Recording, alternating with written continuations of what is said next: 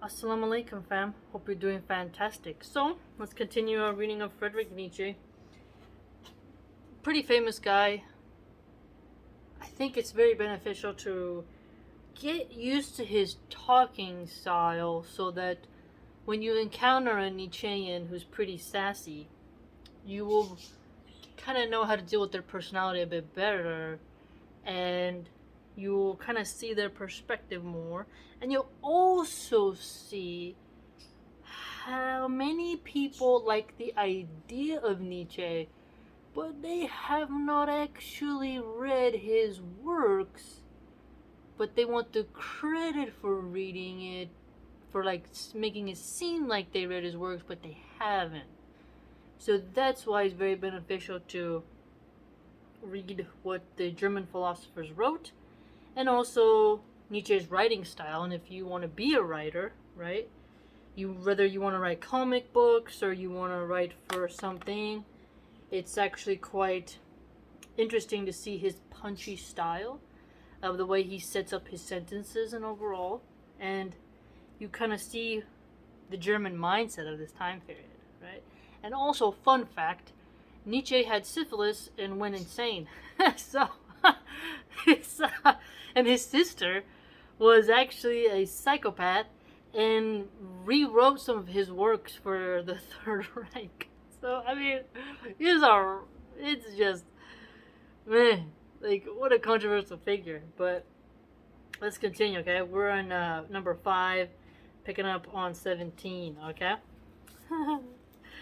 Becoming sick and harboring suspicion are sinful to them. One proceeds carefully. A fool, however, still stumbles over stones or human beings. A little poison, now and then, that makes for agreeable dreams. Aha! So here you get the play of poison. So where's this word we would say in English, pick your poison? Usually refers to intoxicants. And then people would report how they needed to sleep, and then they'd have these crazy dreams, right? Now, that I've gone through fasting during Ramadan, right? And waking up for doing all 6 prayers, right? I think that the dreams I had during Ramadan through the fasting schedule and the sleep schedule gave me really intense dreams, more than I could have ever had with, like, I don't know, anything else, you name it. Now, I've never done mushrooms or LSD or PCP or acid, and never will I, so I can't speak about those crazy hallucinogenics. But, you know, dreams instead of nightmares has been something that humanity has dealt with for quite some time. Just look at how, Pharaoh king/pharaoh, depending on whose perspective you're coming from, wanted someone to interpret his dreams, right? And how God gave Yusuf that ability to deal with dreams, right? And even the tribal peoples of the Native Americas, right? They dealt a lot with dreams as well. They felt like if you were on a vision quest and you had a dream, you'd figure out, what the gods wanted you to do. So if you look at it, a lot of cultures throughout history have valued dreams. So Nietzsche, having his character say, a little poison now and then gives you agreeable dreams, is something very fitting for that type of mindset. Not for us, but for them, right? And quite witty. And much poison in the end for an agreeable death. Who saw that coming? Oh my gosh, this guy. One still works, for work is a form of entertainment. Now, so we hope. That's why picking the right job is essential, because it can become a form of entertainment where you're not an automaton drone cog in the machine, dead at a job you hate, right? That is very important. You don't want to be stuck in the nightmare of your own making, right? But one is careful lest the entertainment be too harrowing. One no longer becomes poor or rich. Both require too much exertion. Now, look at that. Exertion to be poor, exertion to be rich. For the rich, we can agree with that, right? Like, yeah, you gotta hustle and grind and do what you gotta do to get that money. But to be poor, when you think about it in terms of the agricultural sphere, yes, you're toiling out, cutting spinach, harvesting potatoes. It definitely is a lot of exertion, right? Whereas we can also think of the flip side, being lazy and being poor, being a couch potato, taking, a government check, you see? So it's like we kind of think automatically of the lazy San Francisco pothead, but we forget about the poor farmer sometimes. You see that? It's really interesting. But then you'd have people say, well, the rich, he doesn't have to exert his physical body. Rather, he has to exert his voice by directing and delegating. So, and others would argue that rich people just sit and collect, especially if they have a fat stock portfolio and then they hire someone to manage their portfolio for them, and they get these dividends and such. So you can see it from like this very multi-layer example just with that one phrase he lays down for us. He gives us so much to think about, and that's what's really cool about Nietzsche. Who still wants to rule? Who obey? Both require too much exertion. So it's like, to rule you gotta exert, to obey you have to exert. And as a Muslim, you get to see that submission to Allah, yeah, it is exertion. You have to do your prayers, you have to do fasting, you have to give your charity, you have to do voluntary things. You don't have to, but it's, preferable, you should. And to kind of regulate yourself, you have to exert yourself over yourself, right? To kind of keep yourself in line. So he's very interesting. No shepherd and one herd. Oh, no shepherd and one herd. Everybody wants the same. Everybody is the same. Whoever feels different goes voluntarily into a madhouse. Goes into a madhouse. Formerly, all the world was mad, say the most refined, and they blink. All the world was mad, says the most refined. The world is kind of mad when you think about it, right? One shepherd versus no shepherd, and one herd but no shepherd. Where are the sheep going? One's going over here, one's going over there. It's chaos, One is clever and knows everything that has ever happened, so there is no end of derision. One still quarrels, but one is soon reconciled, else might spoil the digestion. One has one's little pleasure for the day and one's little pleasure for the night, but one has a regard for health.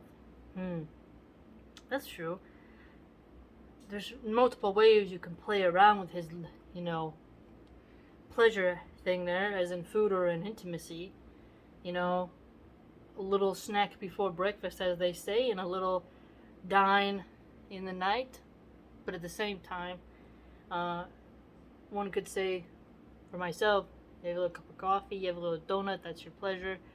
But then at night, have my, sleepy time tea, and maybe a couple dates or salted peanuts, right?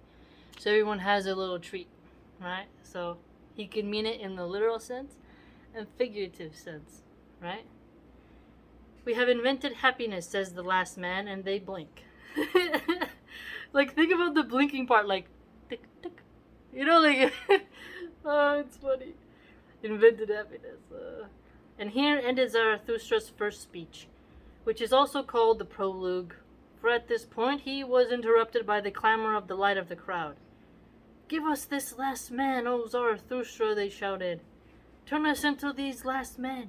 Then we shall make you a gift of the overmen. And all the people jubilated and clucked with their tongues. But Zarathustra became sad and said to his heart, They do not understand me. I am not the mouth for these ears. That's an interesting thing to think about. I'm not the mouth for these ears. Alright, that's a very interesting way to phrase it, I seem to have lived too long in the mountains. I have listened too much to the brooks and trees. Now I talk to them as to goat herds. My soul is unmoved and bright as the mountains in the morning, but they think I am cold and I jeer and make dreadful jests, and now they look at me and laugh.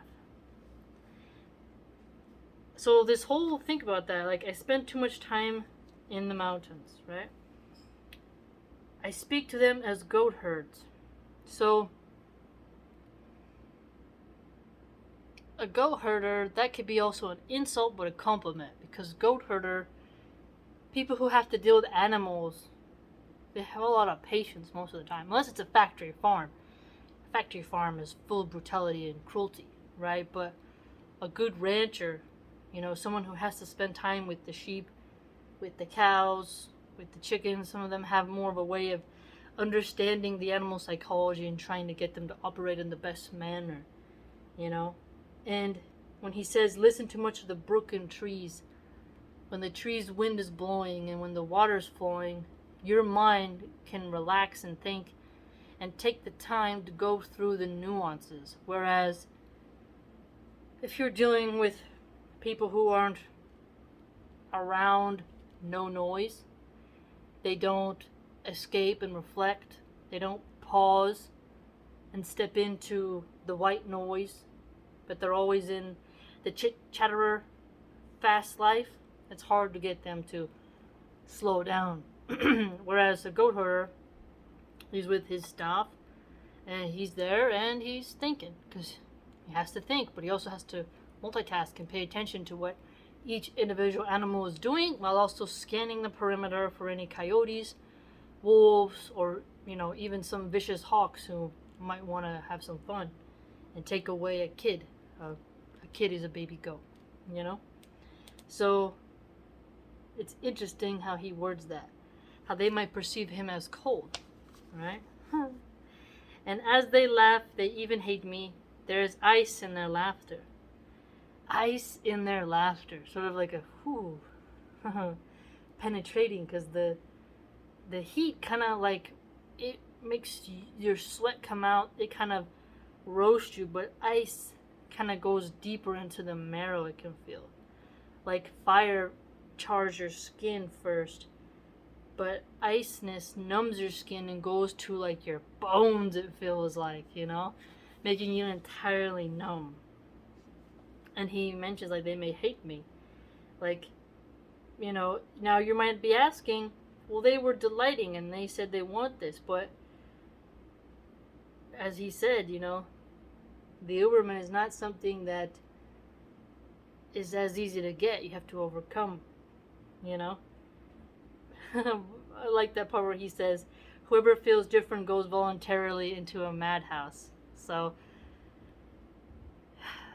that's a very powerful statement, right? To be different, to press onward. Going into a madhouse, you see one person rocking back and forth, you see another person screaming, you see another person ripping their hair out, you see another person talking to themselves, another person's mumbling. There's all these different personalities going at it, and then you're there, and your uniqueness, right? Instead of one solid mono mind, right? You see the analogy there? It gets you to think, doesn't it?